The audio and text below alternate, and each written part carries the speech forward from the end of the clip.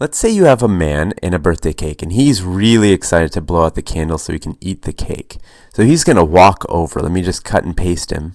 There you go. He's walked over. And in the moment before he walked over, he was taking a nice deep breath, and we call it inhaling.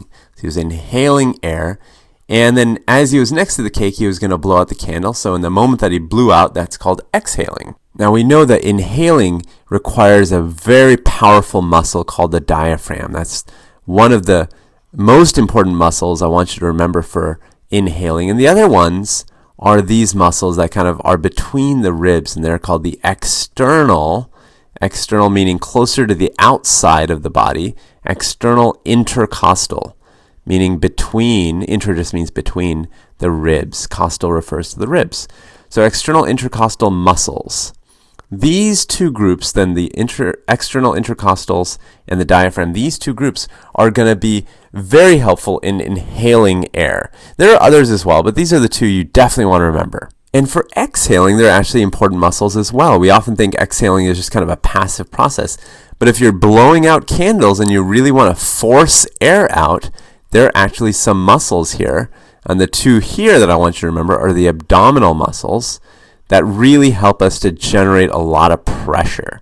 So abdominal muscles, and then these, and the other ones are called the internal intercostal muscles. Internal intercostal. So internal comes up twice. And these are actually a little bit closer to the inside of the body, but they're also between the ribs.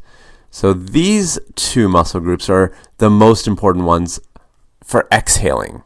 And just to make sure you get these two straight, just look at these two words and you'll keep them separate. So if things go as planned, he's going to be able to take a nice deep breath, inhale, and then exhale a bunch of air and basically wipe out these candles and eat his cake.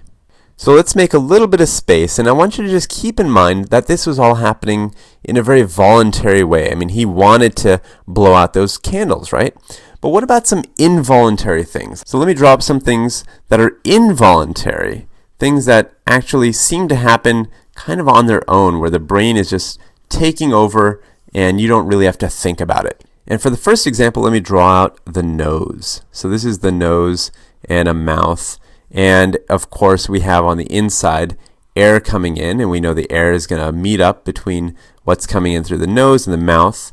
And let's say that you have some nerves, and these nerves are right here, and they're sensing some pollen or some, sort of irritant. They're getting annoyed.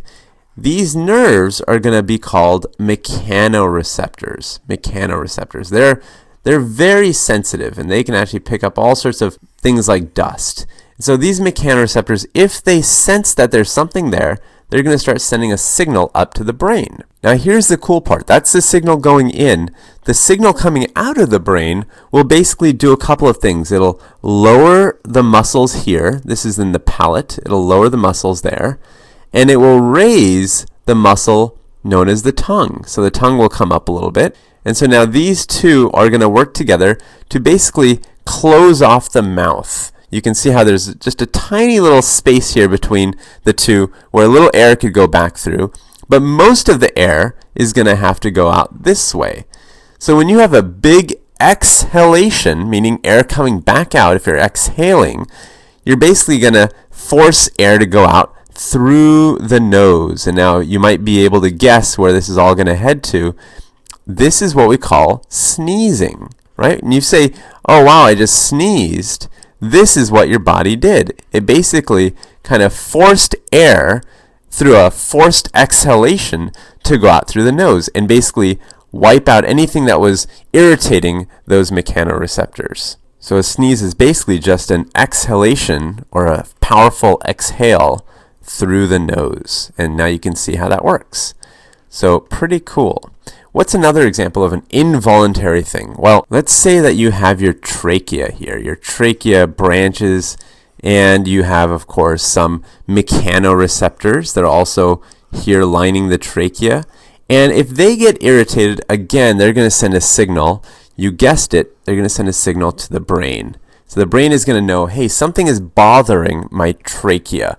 The mechanoreceptors have told me that. Now, what's at the top of this trachea? The trachea is going to have a little opening, and that opening is going to be where the vocal cords are, right? You've got your vocal cords here on one side and on the other side. And there's a little opening I left in black for you to see where air is going to go through. This is where air goes through usually, and that's how we talk and sing, right, through the vocal cords. So these white things are my vocal cords on both sides. I've got 2 vocal cords, right, and a little gap between them. And what's going to happen is that if the mechanoreceptors are irritated, then the brain is going to basically do a couple things. It's going to push air out using, of course, remember those abdominal muscles and the internal intercostal muscles. It's going to push air out, and it's going to actually close off these vocal cords just for a small moment. It's just going to close these off. So what's going to happen is that pressure is going to build up. You're going to get lots and lots of pressure. I'm going to put it with an upward arrow and a P, lots of pressure in the trachea, right, as you build up lots of pressure. And then finally, a split second later, it's going to open the vocal cords back up. And air is going to rush out, right? So what we call that, when that happens, is a cough. We call that coughing. That's the word we use, but really what's happened? We've had a very powerful exhalation using those muscles we talked about.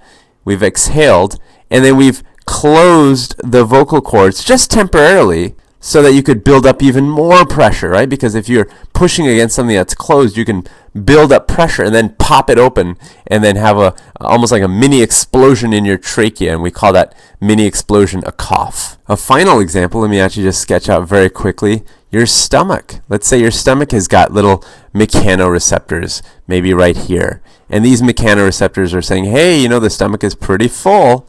And so they're sending messages up to the brain to say, hey, brain, we're very distended. So a message is going up to the brain. So that's the message coming into the brain. So what could the brain do? Well, just as before, let me just draw out the trachea kind of splitting off.